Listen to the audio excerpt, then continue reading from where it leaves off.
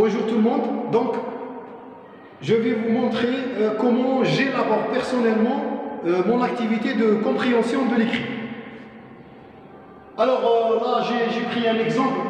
Je vais faire une intervention théorique et puis je vais enregistrer, comme je l'ai fait avec le compte rendu de l'expression écrite. Je vais enregistrer en classe avec mes élèves et mettre en pratique ce que je vais vous proposer maintenant théoriquement.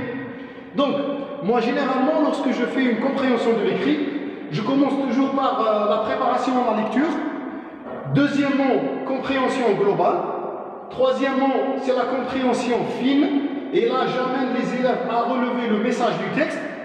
Et puis, et c'est ce que vous m'avez demandé le plus, c'est l'analyse du texte. Ça veut dire comment on fait pour relever un point de langue et comment mettre en pratique, si vous voulez, la grammaire du texte et non la grammaire de la phrase. On verra comment je le fais personnellement et vous allez me donner vos impressions par rapport à ça. Et puis à la fin, bien sûr, tout apprentissage mérite une évaluation. Maintenant, on va passer au détail. La préparation à la lecture. Ça veut dire, mon objectif étant de préparer les élèves à lire le texte. Et l'étape en deux parties. On va étudier le paratexte.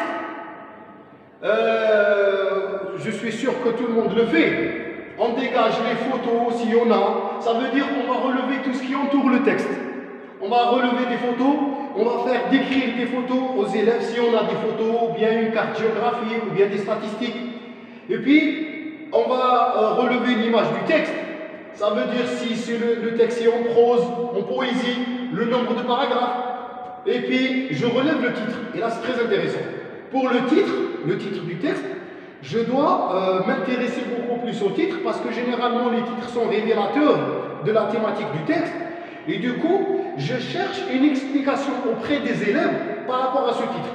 Si jamais je trouve des difficultés avec le titre, si jamais les élèves ont du mal à comprendre le titre, j'essayerai de leur faire un petit QCM ici pour leur donner des choix pour expliquer le titre. On relève le nom de l'auteur, la source, et puis on verra par rapport à tout ça, on verse directement à l'hypothèse de lecture. Parce que le but de l'étude du paratexte, dans la préparation à la lecture, c'est que j'amène les apprenants à faire des hypothèses sur trois éléments clés. Et là, je vous donne l'exemple. Sur le thème du texte, sur le ou les types de discours supposés, et sur le but en rapport avec le type de discours. Et vous verrez après, en pratique, avec ma classe, comment j'ai élaboré cette hypothèse de lecture. Généralement, on fait que le thème, mais moi je trouve que le thème c'est un peu simpliste. Donc moi j'ajoute toujours, j'amène les élèves à anticiper le type et à anticiper le but de l'auteur. Le but de tout ça, vous allez me dire pourquoi. Alors je fais tout ça pour maintenant passer à une étape importante qui est la compréhension globale. Le but recherché ici, le but recherché de la compréhension globale, c'est qu'on va vérifier, dans cette compréhension globale, on va vérifier les hypothèses de lecture. Est-ce que c'est vrai que le thème anticipé est juste? On va infirmer ou confirmer le thème. Infirmer ou confirmer le type de discours. Vous allez me dire comment? C'est très simple. Par exemple, ici, je leur demande de relever, si jamais dans le texte on parle par exemple du parrainage des enfants, relever le réseau lexical du parrainage, relever le réseau lexical relatif aux enfants. Si vraiment un texte argumentatif, un discours argumentatif, donnez-moi un élément indiquant l'argumentation, un élément indiquant la narration. C'est-à-dire que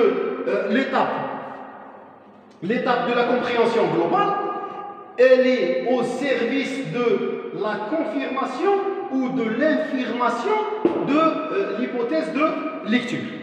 Et puis vous avez la compréhension fine, ça veut dire là, j'amène mes apprenants à essayer de comprendre le message du texte, ce sur quoi on est en train de parler dans le texte. Je leur donne un ensemble de... À la fin de cette compréhension fine, moi qu'est-ce que je fais?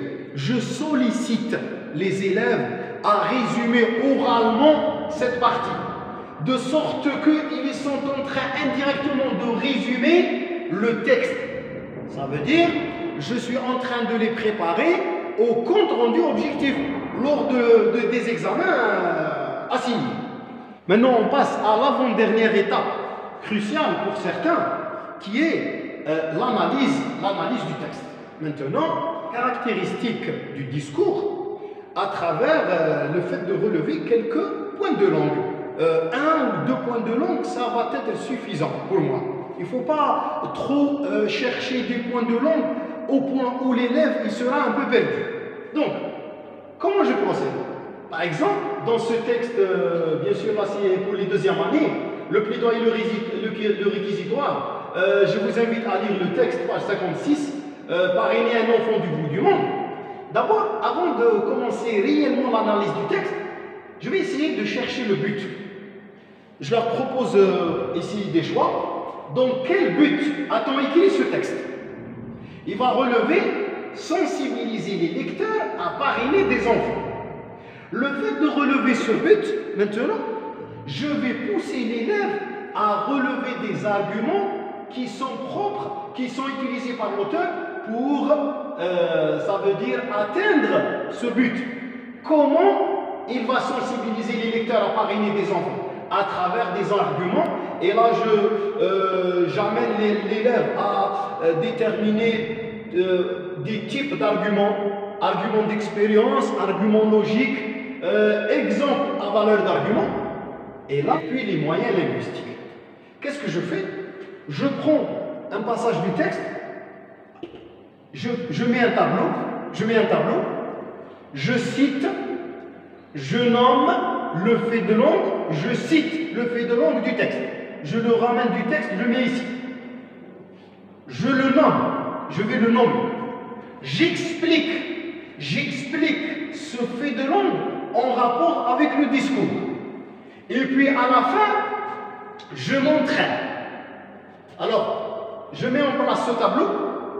Je donne par exemple, au début, je ne donne pas tout ça, bien sûr.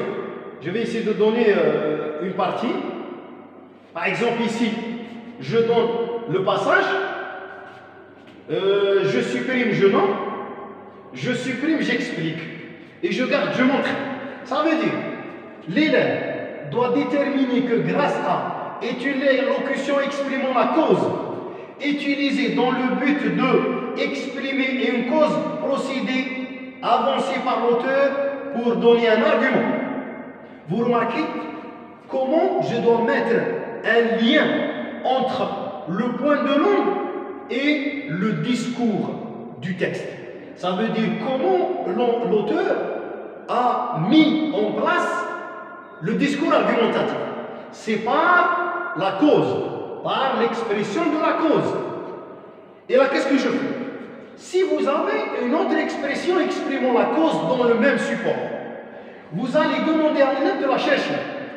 Retrouvez dans la deuxième colonne une phrase utilisant le même procédé. Si jamais il n'y a pas le même procédé dans le même texte, vous devez avoir un autre support pour demander à l'élève de chercher le même procédé dans un autre support. Je vous donne un autre exemple. Par exemple, dans ce texte, j'ai étudié 2 points de langue, pas plus. L'expression de la cause, la locution qui exprime la cause. Je vais demander à l'élève de chercher une deuxième expression qui exprime la cause. Et deuxièmement, j'ai étudié les termes appréciatifs et dépréciatifs dans le texte. Pourquoi? Alors, les termes appréciatifs et dépréciatifs, qu'on va relever ici, des phrases relevées du paragraphe 2 et du paragraphe 5, là je prends l'adjectif pauvre et l'adjectif condamné, le but étant d'amener l'élève à comprendre que lorsqu'on va plaider ou bien on va dénoncer, on va utiliser un registre pathétique à travers un vocabulaire dépréciatif. Et puis je demande à l'élève de chercher, par exemple, dans cette phrase. Par exemple, je relève celle-là en classe collectivement, et puis je vais lui demander de chercher dans la deuxième. Voici comment je procède pour relever les points de langue. Je résume.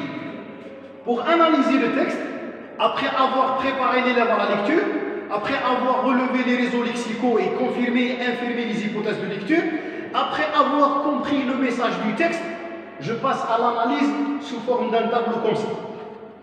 Je cite, je relève un passage du texte, je nomme le fait de langue, je l'explique en relation avec le discours, et puis j'amène l'élève à s'entraîner pour repérer d'autres passages où il y a le même procédé enseigné.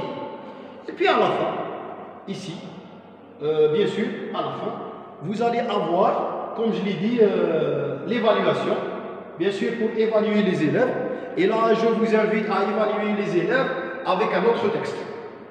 Je vais préparer un autre texte avec des questions pour voir, et j'essaie d'avoir à peu près le même discours, bien sûr, pour vérifier ce qui a été acquis, ce qui n'a pas été acquis, à travers l'évaluation.